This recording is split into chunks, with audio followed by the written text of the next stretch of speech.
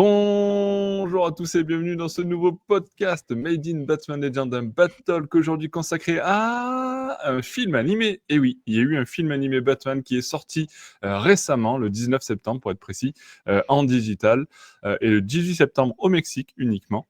Ce film Batman, les amis, c'est Batman Azteca Choque de Imperios. Oui, je le fais en espagnol parce que c'est un film américano-mexicain qui originalement a été fait en mexicain, donc en espagnol. Donc voilà, je le fais. En anglais, ça nous donne le Clash, je crois, of Empires. Et il n'y a pas de version française. Voilà, il y a version anglaise, version espagnole. Et vous allez comprendre pourquoi, parce qu'on va développer sur ce récit, j'allais dire, ben non, sur ce film, juste après. Donc moi, c'est Nico et je suis accompagné par 4 autres membres de la team Batman Legend avec Benoît. Salut à tous. Mais aussi Kevin. Salut tout le monde. Il est en pleine forme. Franck est là également. Hello there. Et ensuite, Siegfried. Salut tout le monde. Siegfried, pas d'alerte Siegfried pour ce podcast. Vraiment pas la peine. On n'en a pas sur le Battle de base, mais je me suis dit, même pas la peine de forcer. Tu spoil, mais c'était évident, donc bon. Ça Bah oui. Alors justement, tu parles de spoil.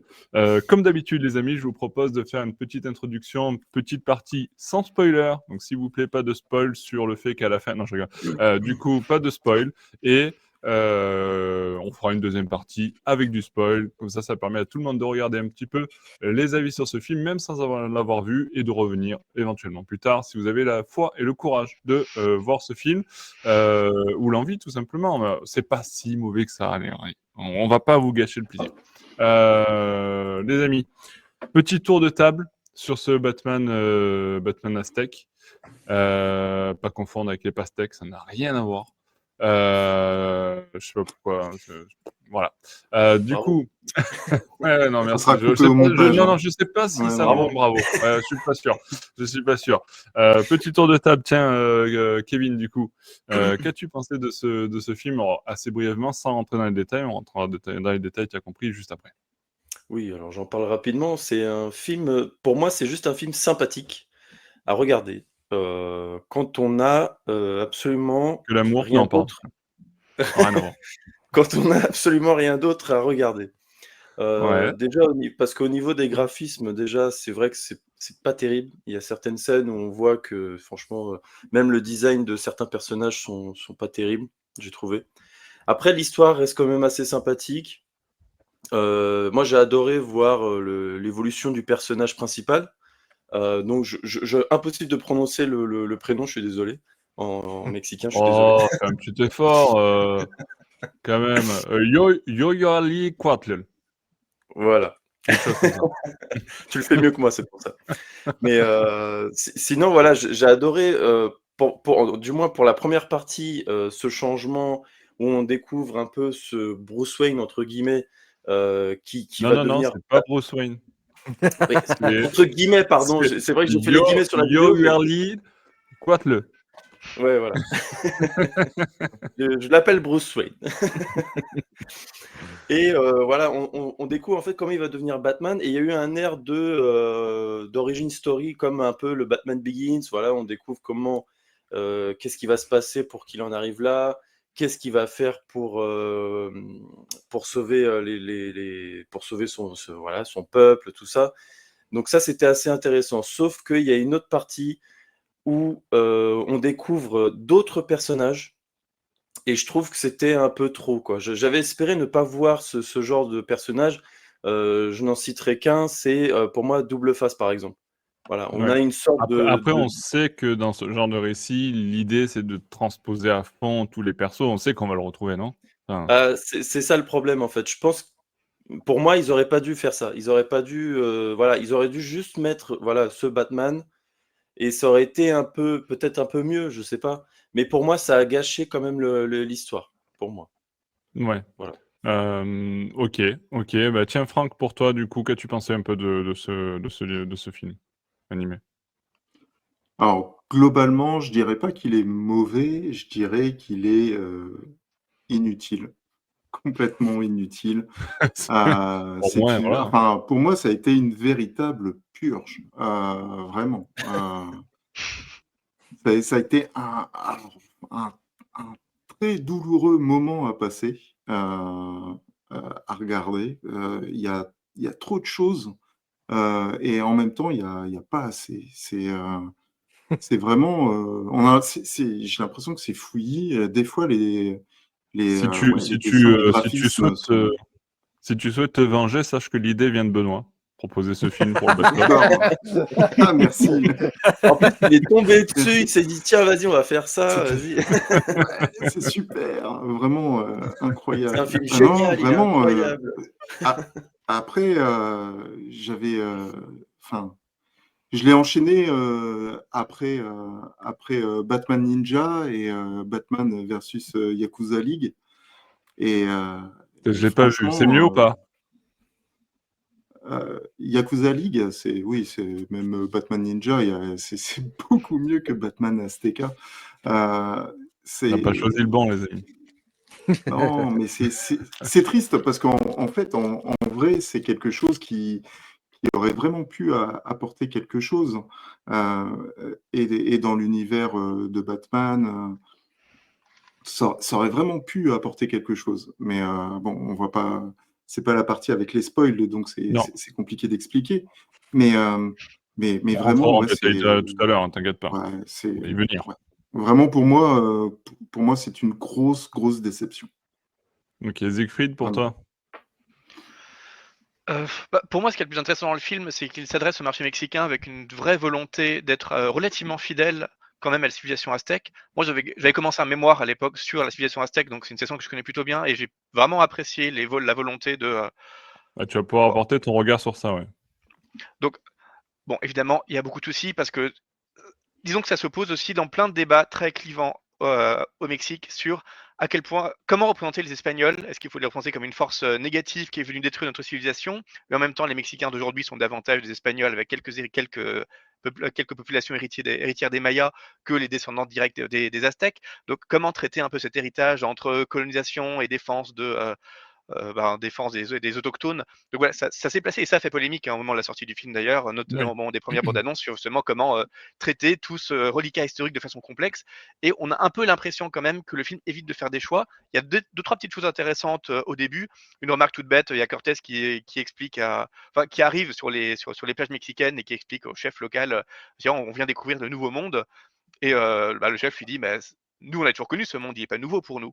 Et on voit déjà que ça cause des crispations. C'est hyper basique, mais ça fait plaisir. C'est le genre de petites touches qui montrent qu'il y a une volonté de décentration culturelle. Le problème, c'est qu'à Ouais. force de rentrer dans du manichéisme de plus en plus poussé au cours de l'intrigue, on montre Pour deux, trois précis- sacrifices aztèques, par exemple. On les montre vraiment au fond, très vite Ouais. fait. On évite de les complexifier. On ne sait pas trop.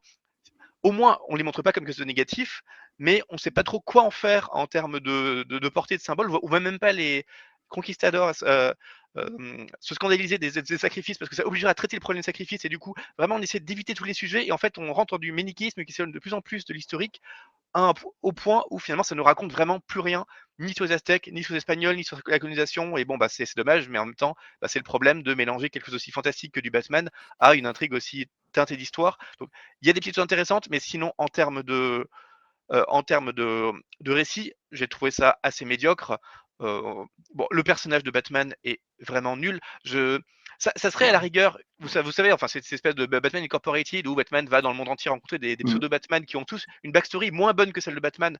Pourquoi pas? Voilà, ça pourrait être l'équivalent aztèque et une histoire pourrie de Batman. Mais là, c'est vraiment supposé être le Batman aztèque. Et son origin story, elle est nulle. Ça commence d'une histoire de vengeance complètement banale qui aurait pu être celle de littéralement n'importe quel autre enfant du même village dont il part ou de n'importe quel enfant aztèque. Ça n'a absolument rien de spécifique. Et pour commencer à rendre ça spécifique, sa mutation en Batman, il faut qu'en quelques heures ou quelques jours, on ne sait pas trop, il devienne un expert en métallurgie, en explosifs, et qu'il est aussi fort que Batman, alors que Batman, bah, ça lui a pris au moins 20 ans d'arriver à cet entraînement et cette supériorité. Et là, bah, c'est un Aztèque qui devient bombardier en chef avec des ailes de Vinci en quelques jours. Enfin, donc, il y a une impression d'accélération par moment qui empêche vraiment de s'investir dramatiquement dans l'intrigue, parce que vraiment, les 5 premières minutes, on pose absolument toutes les bases et tous les substrats psychologiques de l'ensemble du personnage.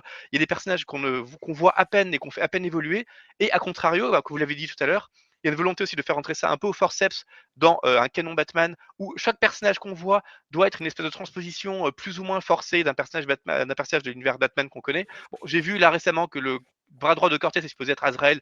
Pour le coup, je l'ai pas reconnu. C'est peut-être une erreur de Wikipédia ou alors c'est vraiment mal fait. Ah, Mais il Non, y a des enfin moi je trouve ah, que d'accord. effectivement dans Ah le bah, design il est très proche.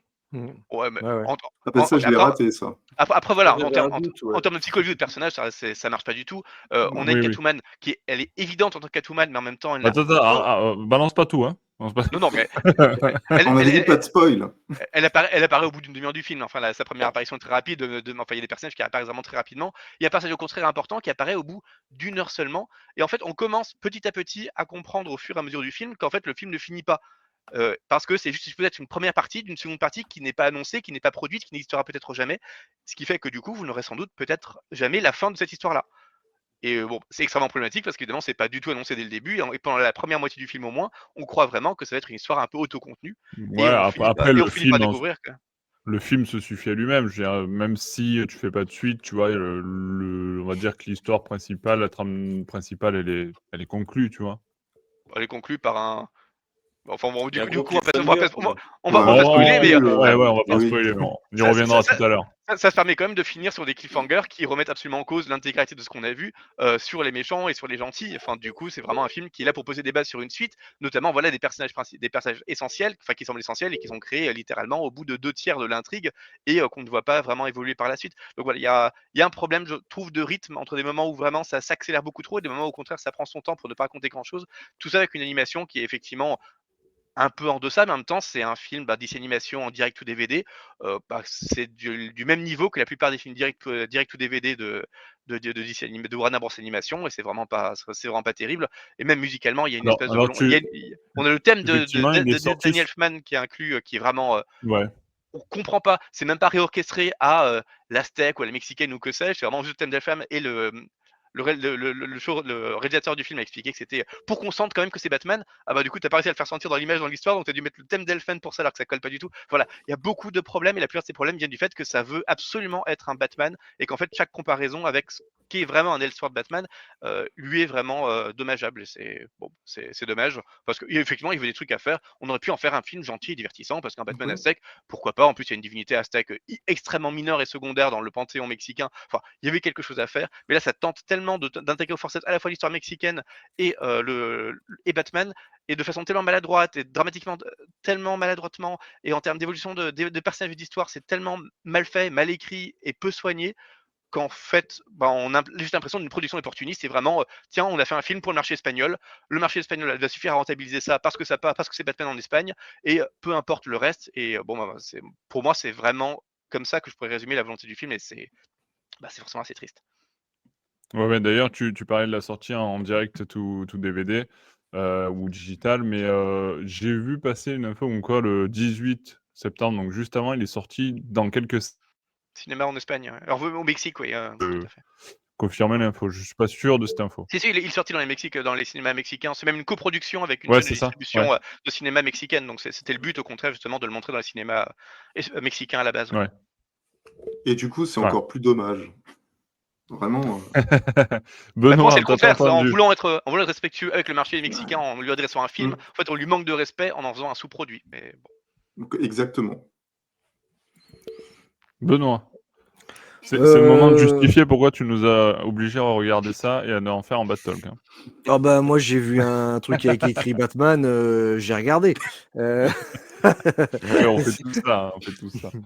Même si j'ai pas regardé, j'ai regardé le Batman Ninja, mais l'autre je l'ai pas encore vu. Ouais, bah, tu vois, on est exactement dans la même situation. J'ai pas eu le temps de regarder l'autre, mais bon.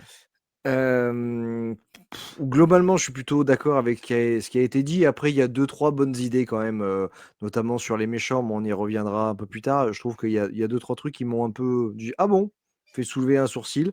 Du bon, d'accord, ok, pourquoi pas.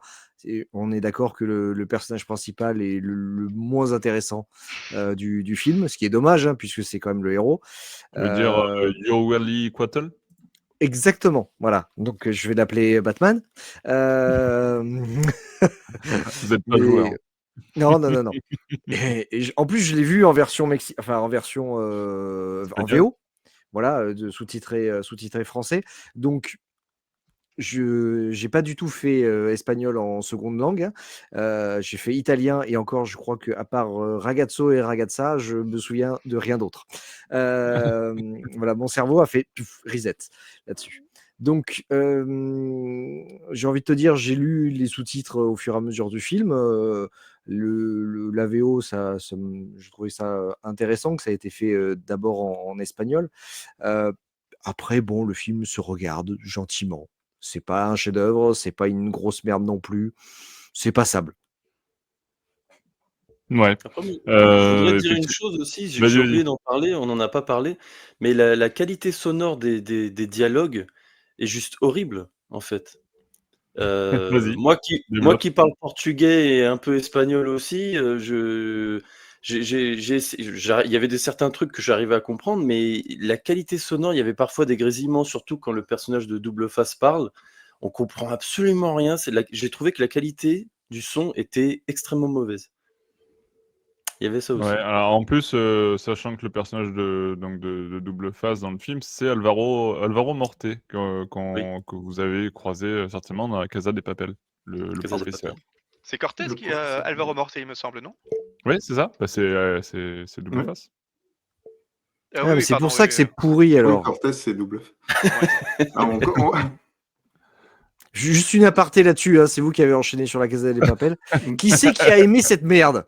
C'est sans déconner. Comment Oh, la c'est première possible que saison, non, la première saison, non, ouais, non, non, la curiosité était pas mal, non, tu vois.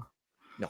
C'est pas possible. Vous prenez 4 bras cassés pour faire un braquage de banque et l'autre con qui devait s'appeler le cerveau pour faire ça, il prend des connards. Dans les 30 premières secondes, il foire le truc. Comment c'est possible? Bon, bref, je vais m'énerver là-dessus. On fera un Bad Talk spécial à Casa des Papel. Voilà. Un Batman autre, D'ailleurs, Casa de Papel. Ils vont le faire un d'ailleurs. autre jour. Ouais. La D'ailleurs, Casa de Gotham. ironiquement, le père du Batman est doublé par Jorge Gutiérrez, qui était le réalisateur de La Légende de Manolo. Et j'ai trouvé ça curieux qu'ils prennent le Ah. réalisateur pour le coup, d'un vrai film d'animation super bien, Ouais. enfin inventif et super bien animé sur la culture espagnole, uniquement pour faire le doublage d'un personnage, alors que bon, bah, il aurait pu leur donner pas mal de leçons sur l'animation du film. Allez, bim. Euh, Mais oui, non, mais c'est sûr que y a plein de choses. Moi, je voulais vous entendre un petit peu avant qu'on passe au spoil, peut-être sur. Bon, on a commencé à envoyer un peu dessus, mais sur l'aspect visuel, animation, design des persos, ça vous a plu ou pas? On C'est a un parlé un peu de la bande son là, vite fait, mais enfin du doublage.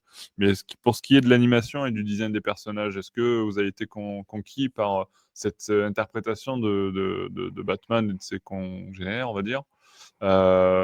Kevin, tiens. Bah moi j'ai bien aimé alors globalement, comme je l'ai dit tout à l'heure, au niveau des graphismes, c'est pas terrible franchement. Pour moi, ils ont Ouais, c'est un repris. peu dans la même lignée qu'ils ont tous un peu le même style, quoi, Oui, là. en ce moment là, les derniers, comment Infinite Crisis, il me semble que Mmh. c'était ça, oui, ça ressemble beaucoup à cela. Mais sinon, au niveau des designs des personnages, moi j'ai trouvé le costume de Batman plutôt bien réussi. Moi j'ai beaucoup Ouais. aimé son costume par contre. Ou même le costume de Catwoman, il aurait pu être mieux. Après, pour ce qui est des autres, les méchants ou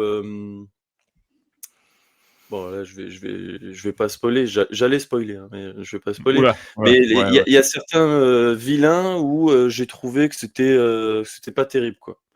Mais Ouais. sinon, au niveau du costume de Batman, je dirais ouais, c'est pas mal. Disons que ça a un bon côté mexicain, aztèque, tout ça.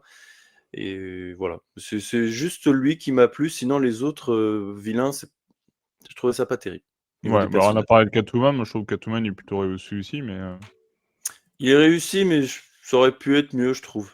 Ils auraient ouais. pu rajouter des trucs quand même. Ouais. Les autres, vous voulez préciser quelque chose sur cette partie-là, design, animation? Est-ce que vous avez été plus convaincu ou pas que Kevin? Non, pas particulièrement. Après, on n'est pas sur de la haute qualité en termes d'animation. Ouais. On le voit de suite, rien qu'aux images. Voilà, c'est dans la même lignée ce que disait sur des anciens, les anciens dessins animés qui ont été faits par DC, enfin par Warner. Mais il n'y a rien qui m'a choqué en termes d'animation, vraiment un truc que tu trouverais sur le web ou non, je trouve que Ouais. c'est pas non plus hyper dégueulasse non plus, quoi. Ouais. Ok. J'ai l'impression que c'est pas forcément destiné, on l'a pas précisé, mais c'est pas forcément destiné aux enfants. J'ai l'impression que c'est un peu violent. J'ai pas regardé s'il y avait une limite d'âge ou quoi que ce soit, mais vous en pensez quoi, vous?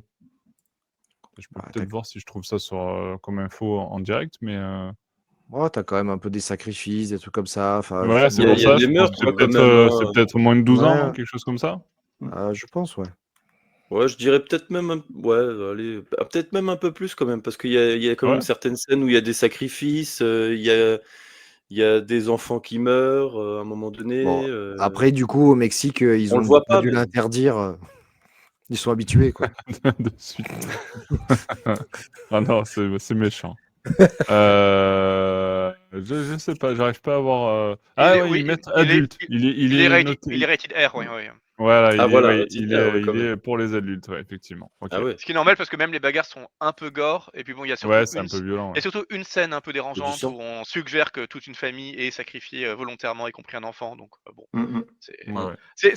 c'est presque détonnant parce que bon, en soi, le film est tellement manichéen, relativement puéril dans son intrigue et tellement peu inventif Ouais, ouais. dans sa dramaturgie, que avoir une scène vraiment choc moralement, ça fait un peu caution adulte. Attention, enfin, on dirait qu'ils veulent attirer un public adulte en leur montrant, bah, regardez, on a enfin fait un film d'animation Batman qui ose aller loin, mais comme en fait, ils n'osent pas vraiment aller loin, ils vont tout résumer en une petite scène et tout le reste va être d'une banalité confondante. C'est assez étonnant. Quand quitte à être rated R, bah, autant en faire un film qui va jusqu'au bout et qui vraiment raconte quelque chose plutôt que de juste parsemer ça de 2-3. Enfin, ça me fait penser à ces films qui mettent juste fuck 10 fois dans le film, juste pour montrer à quel point ils sont trop edgy et qui finalement sont complètement puérils dans le fond. Et c'est un peu l'impression que ça m'a donné et étrange. Alors que, bon, bah voilà, quitte à assumer un côté carrément dérangeant, pourquoi est-ce qu'on le retrouve sur une scène de 2 minutes et pas pour caractériser l'ensemble du film, par exemple? Bon, c'est assez étrange comme parti pris et un peu malaisant, je trouve. Ouais, il Après, est pris entre deux chaises.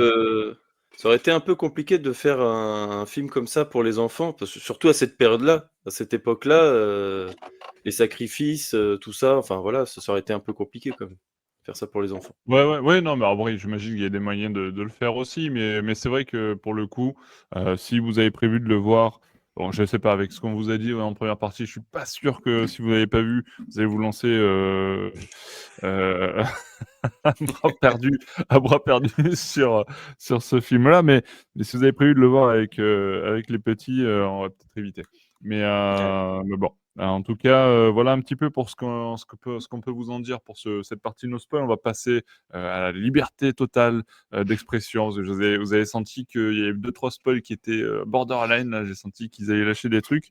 Donc, on va lâcher la bride. Donc, si vous voulez pas vous faire spoiler, si vous n'avez pas vu le film et que vous voulez attendre de voir le film pour découvrir l'ensemble de ce qu'il vous réserve, je vous invite à couper cette vidéo de suite et de revenir plus tard pour avoir l'avis complet de la team sur ce Batman Aztec.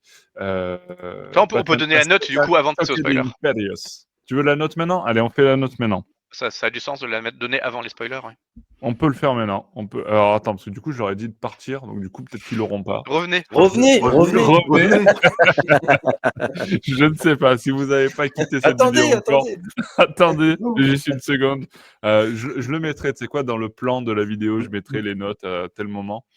Comme ça, ils verront dans le déroulé qu'il y a les notes. Je vous écoute, messieurs. Note sur 5. Allez, Benoît.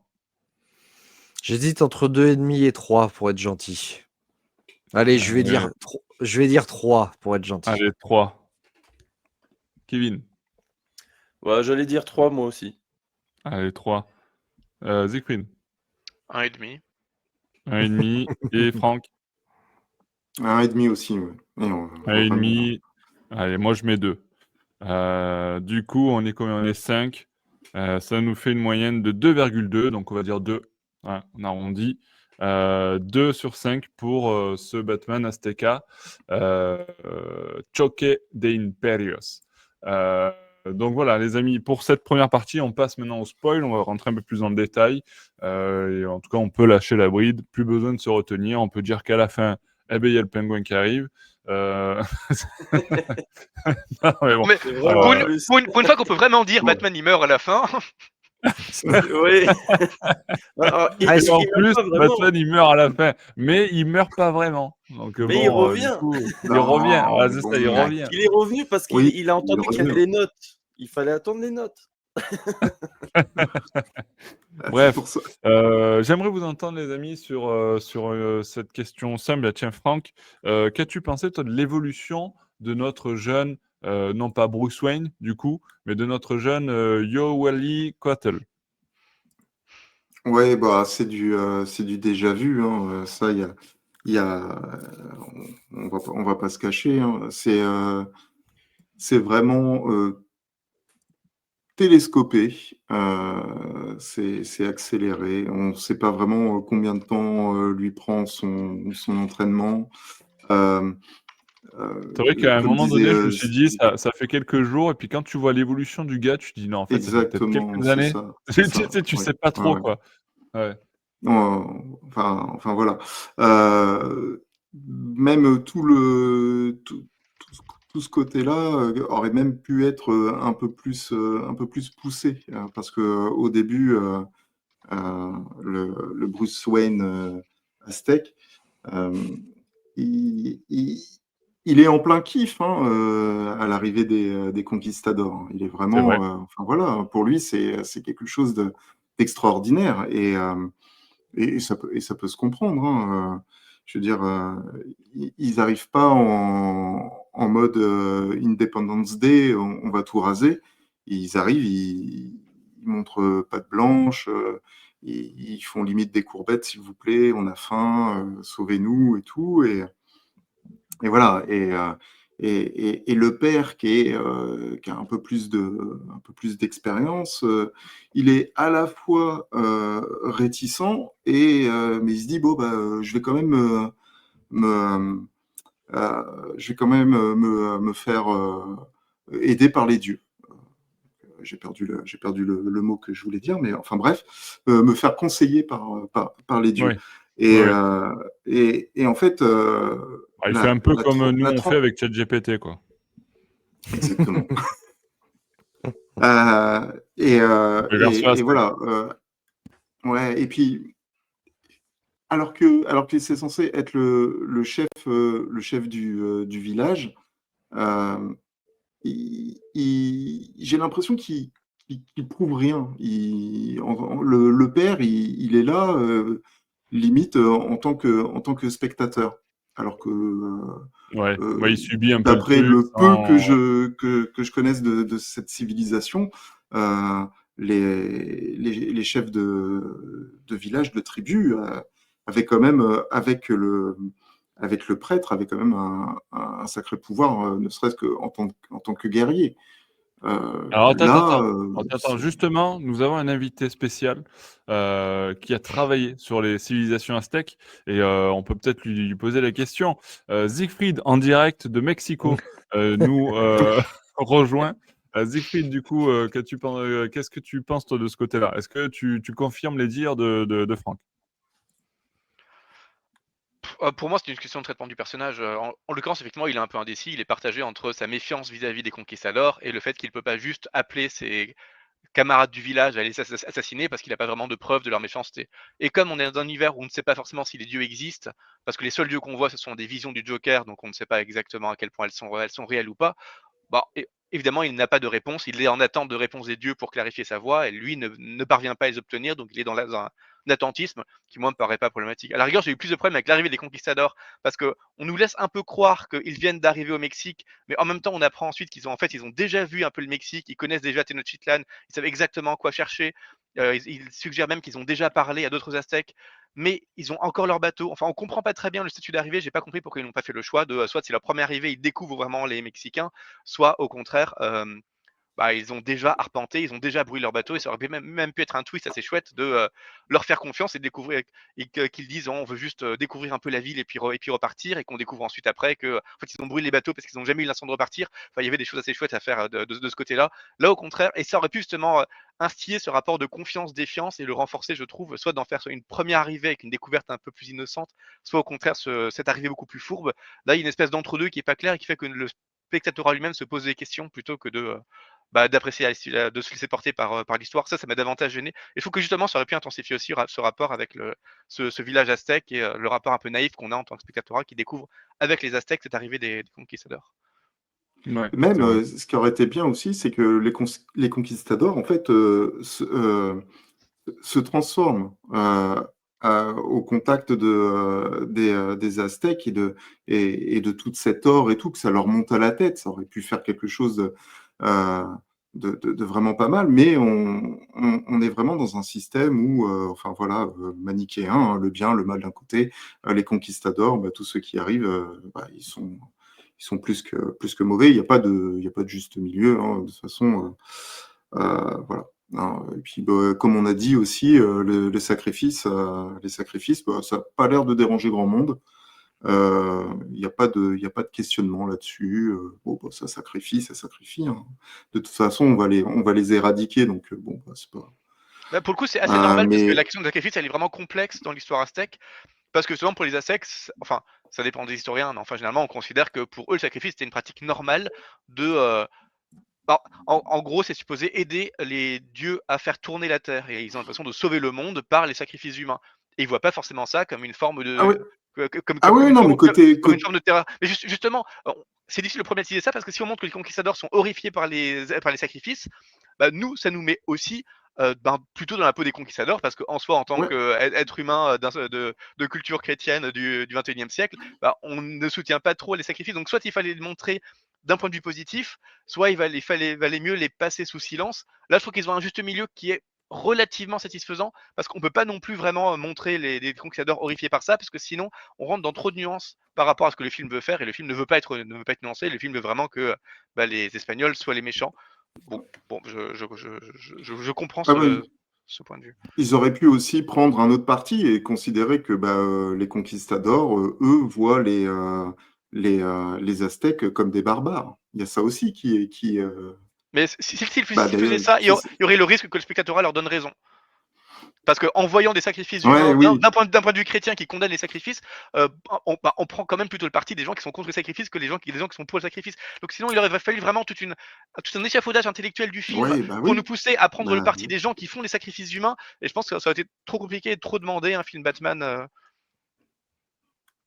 Même oui, si oui, on demande peut-être trop, justement. On est peut-être, je sais pas, On est peut-être trop trop exigeant. demandeur, trop, Ouais, trop ou trop pas assez, quoi. exigeant, oui, Trop peut-être, exigeant, mais, ou pas assez, mais Ou pas assez. Ça mais en dépend même temps, de à quel point il de vue on faut, se quoi. positionne. Mais, Enfin, c'est quand même dommage. C'est quand même dommage. Il y avait de la matière et c'est pas parce que c'est un film d'animation qu'on doit passer la réflexion à un second plan. ouais, non, mais après, c'est vrai que comme disait Surtout. Siegfried, il y a cette volonté Mm, de vouloir, comment dire, plaire à tout le monde. Et au final, Oui, alors dans de ce pas, cas-là, de ne pas faire. parlons pas de sacrifice, ça aurait été tout aussi bien. Bon, C'est ça. surtout qu'il y a Ouais, quand même après, il y a quand même ce moment très bizarre où le Joker qui est en gros le prêtre de Tezcatlipoca et qui tout à coup, gros twist, on découvre qu'en fait c'est le prêtre, enfin qu'en fait il faisait sacrifice pour Huitzilopochtli qui se faisait passer pour Tezcatlipoca. Et en fait en tant que twist ça marche pas du tout parce que bon déjà pour nous en tant que spectateur, on connaît pas plus Tezcatlipoca que Huitzilopochtli, donc on n'a aucune leçon dans le film qui n'est supposé nous faire ressentir ça comme un vrai twist. Et en plus, on le voit sacrifier des humains, que ce soit pour un dieu ou pour un autre. Enfin, on ressent pas vraiment cette trahison.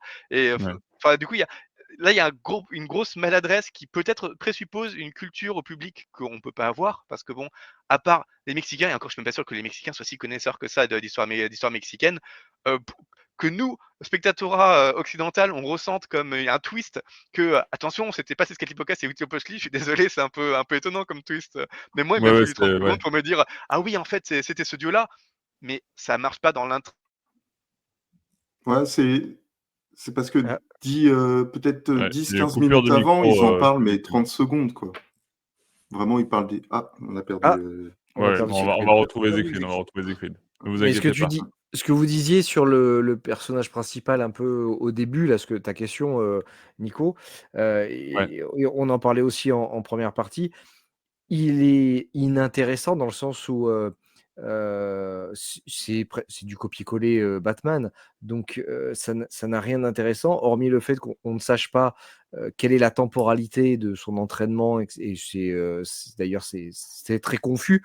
Et ça nous permet. Alors, soit on comprend que pour faire plusieurs villages, ils mettent des années, voire des mois à traverser la jungle, ce qui est Après, il y a une... possible. Ouais, après, il y a une notion comme ça où ils montrent qu'ils vont de village à village avant Oui. d'arriver jusqu'à la capitale. Donc, mais on n'a pas de dire qu'il y a quelques temporalité, années, on sait ouais. pas. Ils peuvent très bien mettre 3 heures comme 3 ans, on le saurait pas, quoi. Donc, Voilà. Bon, après, vu le physique qui change, etc., tu te dis quand ouais, même que Il y a ça a quand même duré quelques années. ouais, ça a duré un ouais. petit moment, quoi. Voilà. Mais après, c'est le personnage qui est ce que je disais, c'est pour moi le moins intéressant et le moins important du film. C'est limite, on s'en fout. C'est alors après, c'est purement personnel, mais Non, on s'en le fout pas de personnage Batman. qui m'a le plus intéressé, ouais, où je me suis dit que son évolution était plus ou moins intéressante. Après, c'est pas le mieux écrit, mais c'est le personnage de Cortez. Parce Ouais. que, je sais pas, c'est vraiment une saloperie Alors, vivante. Cortez, c'est le Et conquistador qui ouais, arrive, c'est le chef des conquistadors qui arrive c'est ça. et qui se transforme au final en double face, quoi. T'as toujours Exactement. aimé C'est double ça. face, Benoît. Non, mais alors, c'est pas ça, c'est que déjà, enfin, le fait qu'il devienne double face, j'avais pas vu la liaison avec le personnage avant. Je dis, Ouais. ah, ok, d'accord. Bon, pourquoi pas.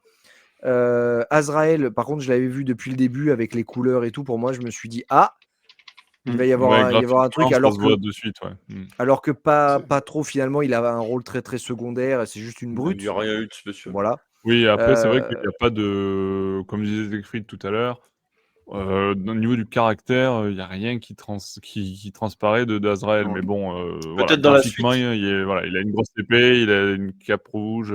Dans la voilà. suite, il n'est plus là, surtout Azrael. Donc, Peut-être dans la suite, dans le 2.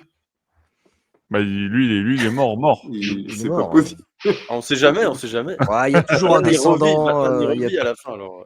toujours un autre de Saint-Dumas ou d'un descendant qui va arriver, qui va faire chier. Oui. Oui, Mais, On sait jamais, on sait jamais. Mais c'est vrai Et que Double Face après, n'a aucune duplicité. Donc sa transformation Double Face n'a absolument aucun Non, sens. Alors que rien justement, du c'est tout, ce ouais. que j'aurais Franck, si on l'avait montré comme une figure à peu près positive, qui devient méchante et qui hésite entre sa fascination pour l'or et peut-être son expression sincère et innocente du Mexique, là ça aurait été intéressant qu'il soit partagé entre sa foi chrétienne et ses volontés de destruction. On aurait pu apporter quelque chose et pour le coup, ça aurait pu faire un bon double face partagé effectivement entre deux tendances. Là, comme Azrael, c'est un pur rappel visuel qui n'a aucun sens dans le lore de Batman. Et cette gratuité, enfin, elle est quand même dérangeante pour des fans de comics, et même en tant que constructeur dramatique, parce que du coup, on perd du temps à en faire une espèce de twist. Ah, en fait, c'est un double face qui ne raconte absolument rien. oui, c'est ça, on n'a finalement pas d'intérêt. Même le personnage est intéressant au début. Une fois qu'il est transformé en double face, bon, bah, on sait que dans tous les cas, ils vont s'affronter. Ça n'a plus véritablement d'intérêt. Ça aurait été un intérêt si finalement ils se décident enfin, ils ne deviennent pas un double face et qu'il oscille vraiment entre ces deux trucs-là, ce que tu disais, Siegfried. Mais bon, après, l'autre personnage, moi, qui m'a intéressé parce que je m'attendais pas au truc, c'est ce Joker. Honnêtement, je l'ai pas vu venir. Je sais pas pour vous, mais je l'ai vraiment pas vu venir. Moi, je l'ai vu, je me suis dit, tiens, Ah c'est ouais. le Joker. Moi, je l'ai Mais vu. Ah Je l'ai ouais. vu venir pareil. dès la première seconde Ouais, aussi, ouais. Je l'ai vu, Ouais, j'ai ouais. fait, ah ouais, lui, J'attendais Ouais. d'ailleurs. Je me suis dit, mais Ah ouais. quand est-ce qu'on va Je suis trop naïf. le voir Ouais, désolé, Benoît, désolé. Ouais, je suis trop naïf comme mec. Mais c'est vrai que à la fin, tu dis ah quand ils sacrifient sa propre famille et tout s'il devient dingue. Et pour le coup, c'est le seul qui a un nom qui ressemble à peu près, quoi. Ils appellent Oui. Joker, Donc, tu vois. Hmm. C'est le Ah seul, ouais. quoi. Bah, en fait, je crois que j'ai éteint l'audio. Mais non, c'est un peu le seul twist du film, moi, qui m'a. Ah, ok. Ah, je l'avais pas vu venir. Bon, bah, allez, ça va. Après, il apporte pas grand chose. Ça a toujours été un personnage. Ça m'a fait penser au personnage dans 300. Vous savez, le bossu Le bossu, ouais. qui veut absolument intégrer l'armée et finalement qu'il est trahi parce que il n'a pas pu intégrer l'armée. Pour moi, ça m'a fait la même chose. Du coup, vous m'avez trahi. Et du coup, je vais faire en sorte que votre village, tout brûle, quoi.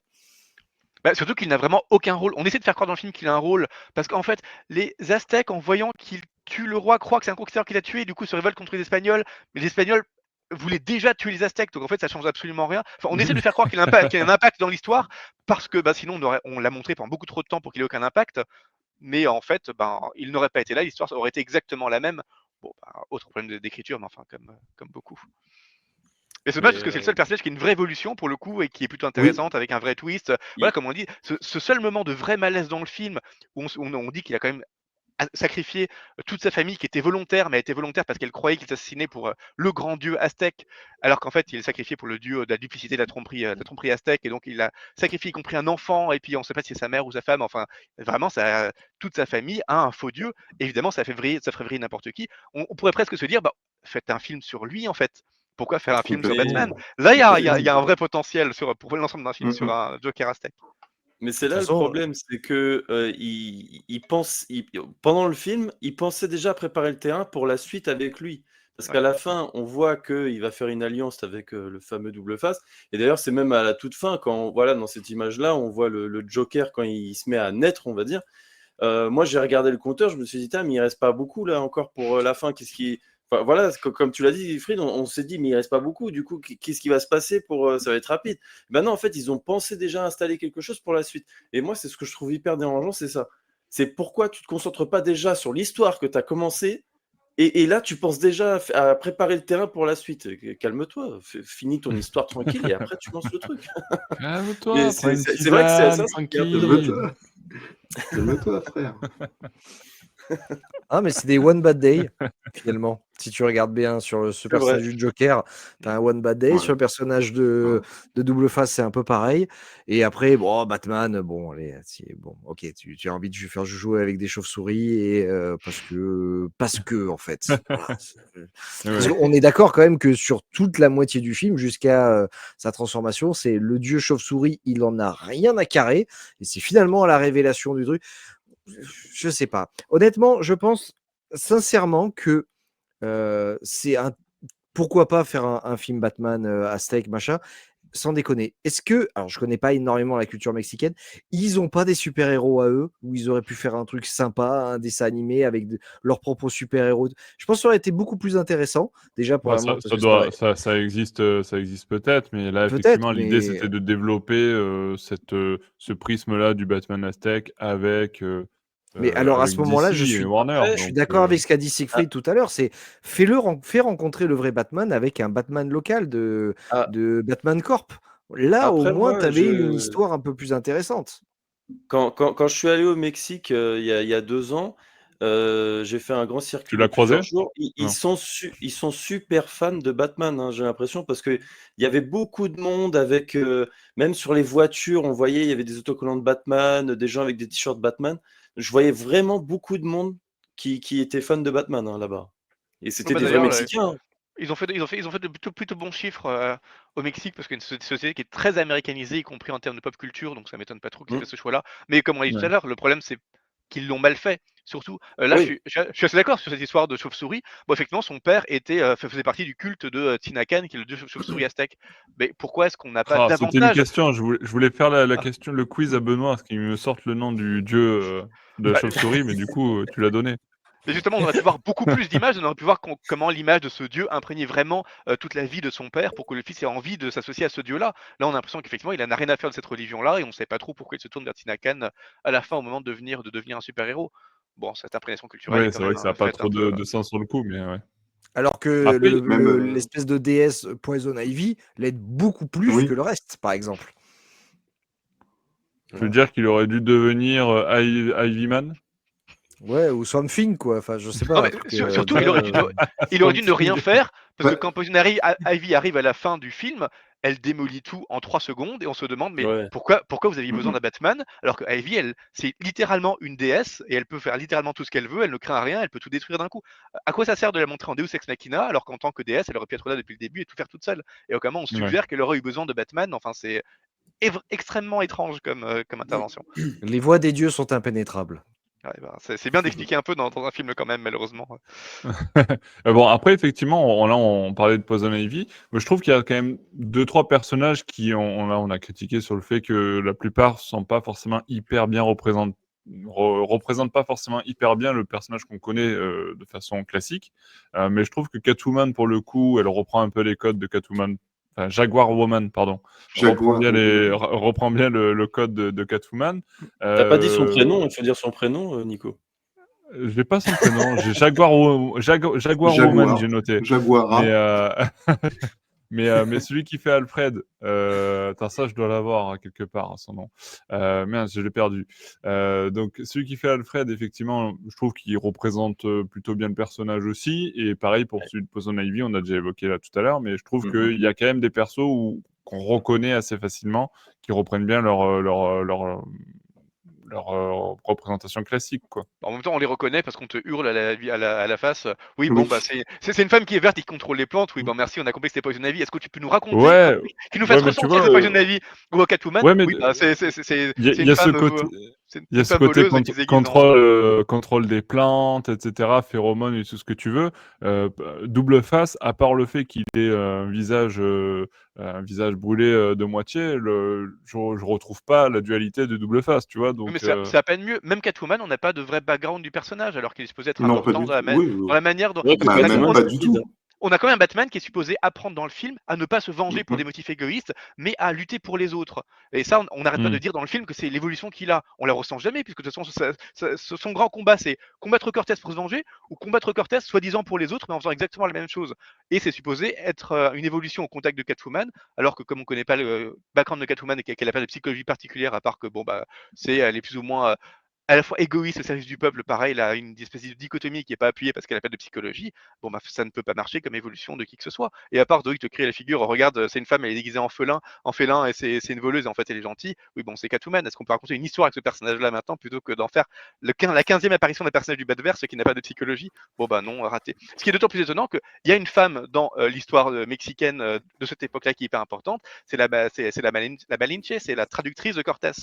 Et qui est une Mexicaine qui, du coup, traduisait le nahuatl, la langue des Aztèques locales, pour Cortés, pour qu'il puisse à la fois comprendre la langue des autres et qui l'a aidé jusqu'à la conquête de Tenochtitlan et même après, qui aurait même eu un enfant avec Cortés. Enfin, il y a beaucoup d'incertitudes sur l'histoire du personnage, mais du coup, on aurait pu en faire une espèce de Catwoman, une femme voilà, qui, par haine des Aztèques, parce que les Aztèques sont quand même un peuple hyper violent qui a servi tout le monde, aide Cortés au début, puis qui se retourne contre lui pour aider le peuple. Enfin, on avait plein de trucs à faire avec ce personnage-là, et au lieu de ça, ils inventent un nouveau personnage qui n'a pas de background, qui n'a pas de psychologie, qui n'a pas d'histoire. Bon, c'est un peu triste.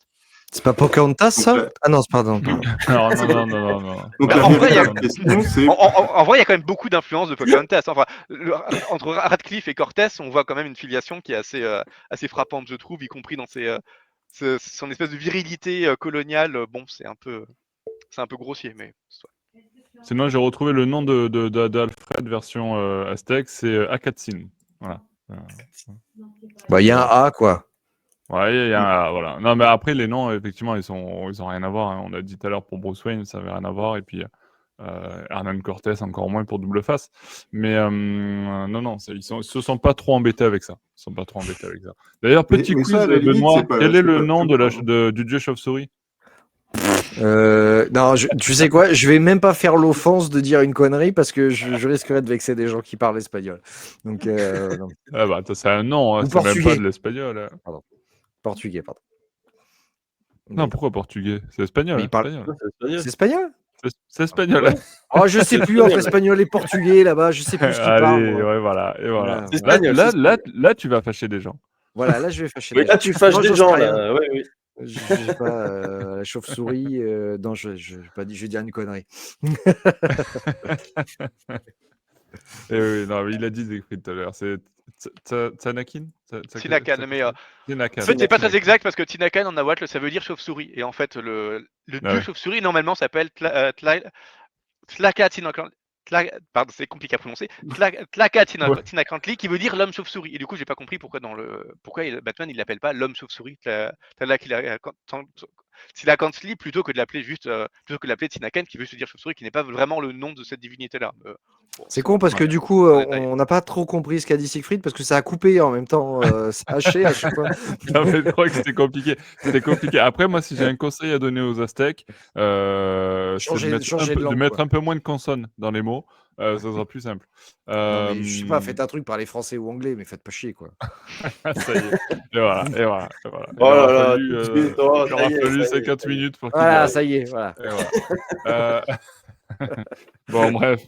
Oh merde, On a déjà parlé, essayé on a d'apprendre parlé l'anglais. effectivement de la transposition de nos héros et des vilains de l'univers d'ici dans le film. Vous avez des moments forts qui vous ont marqué dans ce film ou il y en a même vraiment pas du tout?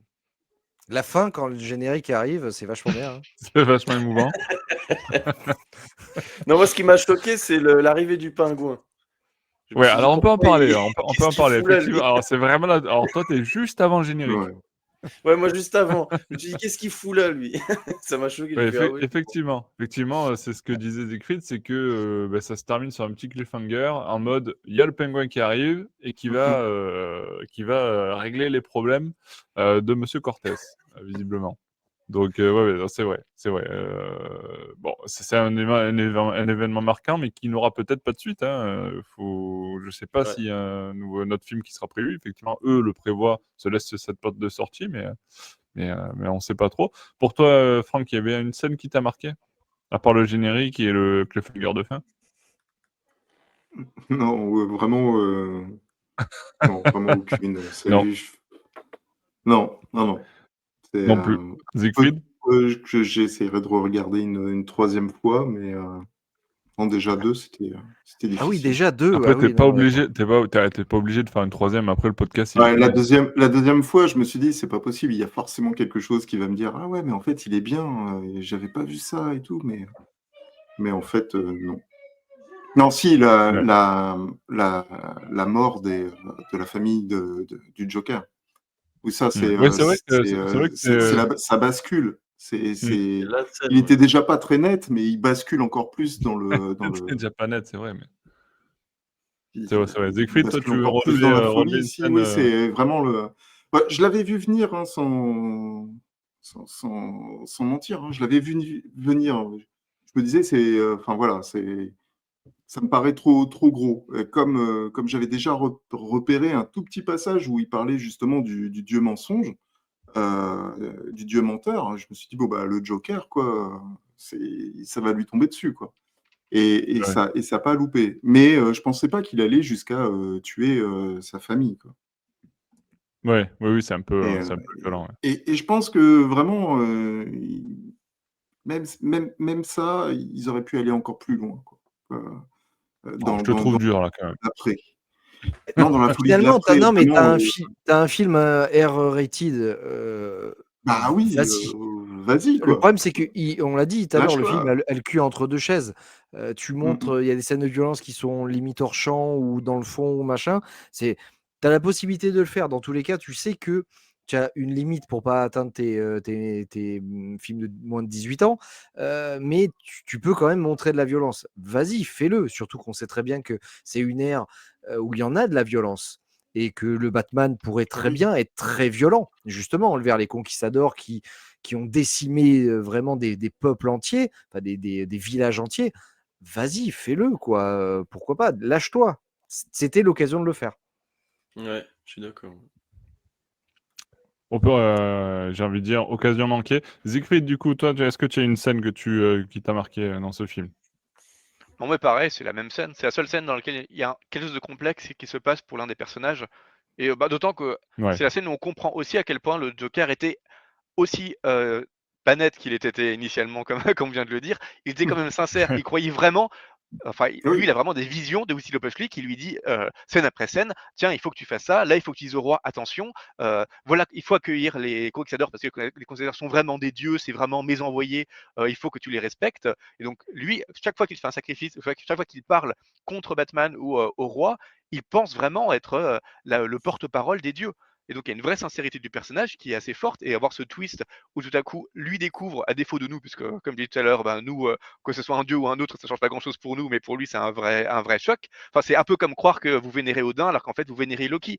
C'est ce genre de transposition-là. Donc forcément, ça a un vrai impact en termes psychologiques, outre le fait que voilà, il assassine toute sa famille, bien intentionné. Enfin, il y a quelque chose de moral qui se passe dans le personnage dont on comprend que ça le brise complètement. Bon, malheureusement, comme souvent, hein, briser le Joker sur quelque chose d'intéressant, ça en fait juste un personnage un peu pourri à la fin, qui est un gros taré qui va tuer n'importe qui. Bon, il perd vraiment tout intérêt par la suite, ce qui est un peu dommage. Mais cette scène-là, en tout cas, un peu pivote pour le personnage, c'est la scène qui fait un peu regretter qu'on n'ait pas tout un film sur lui, plutôt qu'un film où on montre tellement ce personnage non seulement vide, mais assez inconsistant, voire un peu incohérent, qui est l'espèce de Bruce Wayne.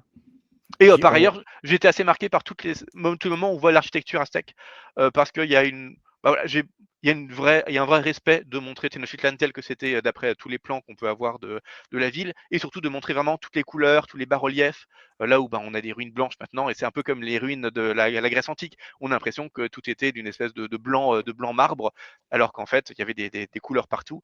Et donc c'est assez chouette on retrouve vraiment toutes les couleurs qu'on associe aujourd'hui au Mexique avec l'usage de Muertos, etc., dans cette représentation assez fidèle de ce que pouvait être Tenochtitlan à l'époque, et ça fait plaisir.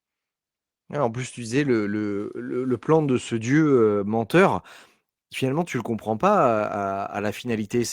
Mais du coup, tu veux que ton peuple soit décimé, mais c'est eux qui te, tu vois, enfin, qui te prient, Qui font etc. vivre, ouais. Je vois pas l'intérêt en plus. Si c'était en plus expliqué, pourquoi pas, mais quel est l'intérêt de scier la branche sur laquelle tu es assise? Bon, après, ça, c'est le typique de l'être humain, mais pour un dieu, c'est un peu con. Surtout que tout son plan dans la mythologie aztèque, c'est effectivement de devenir le dieu principal, enfin de prendre le pouvoir en faisant notamment fuir Quetzalcoatl, qui est le dieu principal, le dieu positif, l'espèce de messie aztèque, et par ses manipulations, il le fait fuir au loin. Et d'ailleurs, toute la prophétie des Aztèques, c'est le jour où Quetzalcoatl reviendra de l'Est, il viendra nous sauver. Et au début, on croit que c'est Cortés, parce que Cortés vient de l'Est, il est héros, il est un peu comme un dieu. Donc effectivement, le plan de Scaliploca, c'est un plan qui est intéressé, mais qui est intéressé par le pouvoir. Et il n'a aucun pouvoir à trouver en massacrant tout le monde. Donc, je suis totalement d'accord avec ça. Ils sont pas allés chercher très loin. Non. Bon. Ok. Les amis, on va arriver à la fin de ce podcast. On a déjà fait les notes à la conclusion de la première partie, mais peut-être un petit mot pour finir sur, on va dire, la place que vous donnez à ce film dans la hiérarchie des animés du genre. Et puis on conclura. Benoît, tiens. Dans la même veine que les derniers, c'est vraiment pas terrible. Ouais, il y a aucune. Je sais pas. En fait, je dis tout à l'heure, ça se regarde, mais c'est pas non plus génial. Voilà, c'est un bon direct ou DVD. Ouais, pour passer le temps, mais ouais. pas avec les enfants. Non. C'est comme on disait, c'est à l'école, peut mieux faire. Peut mieux faire. On va faire le conseil de classe. Kevin. Non, après, le professeur d'art plastique. Tu arrives avec ton dessin, tu sais. Bon, vous m'avez mis un 12. Ça vaut un 14 quand même, madame. Ça vaut un 14, s'il vous plaît. Mettez-moi un 14. Bon, écoute, je te mets 13, mais parce que t'es gentil. Non, moi j'ai trouvé que c'était plutôt sympathique. Après, c'est vrai que je sais pas, c'est pas quelque Disons chose. que c'est un film on regardera qu'une fois. C'est pas quelque chose qu'on irait regarder. Enfin voilà, on l'attend avec impatience. Non, on tombe dessus et on regarde parce qu'on n'a rien d'autre à regarder. Mais sinon, globalement, ça reste sympathique à regarder. Voilà, mais après, voilà, il faut pas s'attendre à un truc de malade, quoi. C'est comme vous l'avez dit, c'est pour passer le temps. Eh oui. Tiens, Franck, professeur d'histoire. Ouais, même pour... Ah bah non, pas du tout. Même pour passer le temps, non, évitez. Ouais.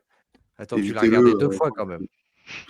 Mais oui, mais c'est parce que je me suis dit, il y a peut-être. Ça, c'est de ma faute. Quand même. Ça, c'est de ma faute. Vous l'avez regardé 2 fois à cause de moi, les gars. Ouais. Ah non, moi je l'ai regardé une fois il y a une semaine, c'est tout. Je l'ai regardé qu'une fois aussi. Ah ouais. Non, moi j'avoue que je l'ai vu qu'une fois aussi. Je l'avais vu l'après-midi. pour être tout à fait transparent, pourquoi on fait cette réflexion, c'est parce que Kevin était malade la semaine dernière, on devait enregistrer la semaine dernière. Kevin était malade, donc on a reporté ce podcast à cette semaine. Et donc moi je l'avais regardé juste avant, donc l'après-midi, lundi dernier. Et effectivement, je ne me suis pas relancé cette semaine, j'avais pas le temps. Mais voilà. C'est vrai que ça donne pas envie de le revoir une deuxième fois. Tu le regardes qu'une Moi, fois. je voulais que ça soit, je voulais que ça soit frais dans ma tête. Je voulais vraiment Ouais. ressentir, faire ressentir mon dégoût pour la chose. Non. Non, mais en vrai, non, moi personnellement, je trouve ça même triste, hein, par rapport justement au peuple mexicain, à la population hispanique dans son ensemble. Avoir un héros avec un héros Batman avec tant de possibilités et sortir ça, c'est d'une tristitude, quoi. Vraiment. Regardez Batman versus la Yakuza League. C'est beaucoup bien. Ok, bah, je regarderai ça plutôt la prochaine fois, effectivement, parce que je l'ai toujours pas vu, comme Benoît.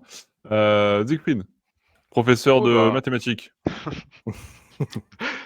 Non, mais comme ça a été justement dit, moi je le place clairement en dessous des Batman Ninja et Yakuza qui sont pas extraordinaires, hein, mais qui sont bien animés, qui sont divertissants, qui font preuve d'une relative inventivité à la fois dans l'implémentation du Batverse dans un univers de ninja. Ça marche bien, c'est parfois un peu débile, mais c'est débile exactement comme on l'attend d'un concept de Batman Ouais. Ninja. Donc ça remplit C'est complètement son assumé. cahier des charges. Voilà. Mm.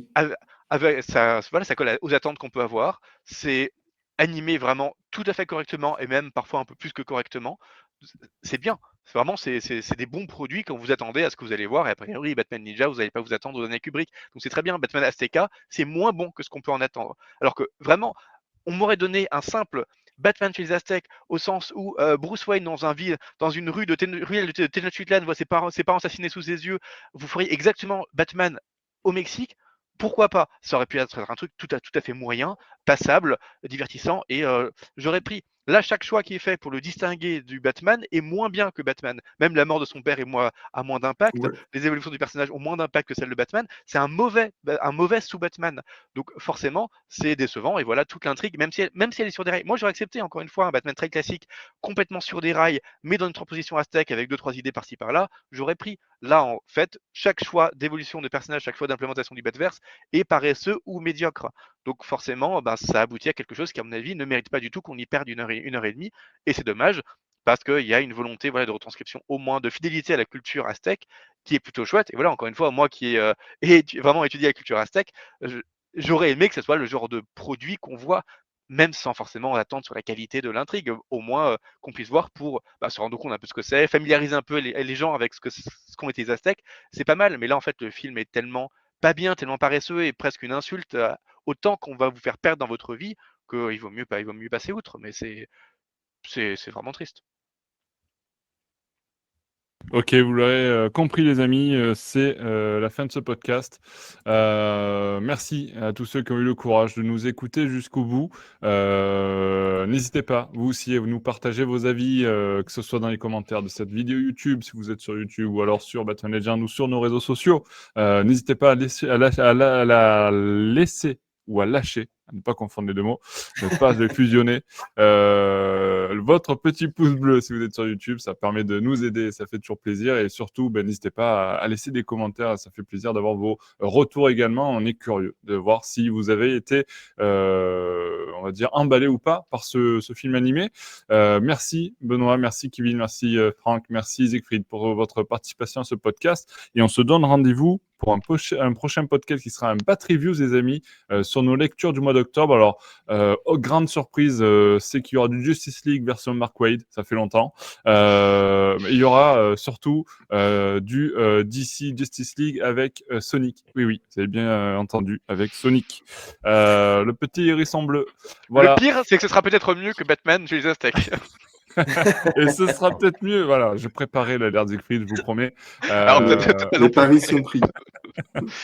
Bon, voilà, les amis, merci à tous pour votre participation, merci à tous pour votre écoute. Et on se retrouve très bientôt pour de nouvelles aventures de Batman. Ciao, ciao, ciao. C'est tout le monde. Salut! Salut!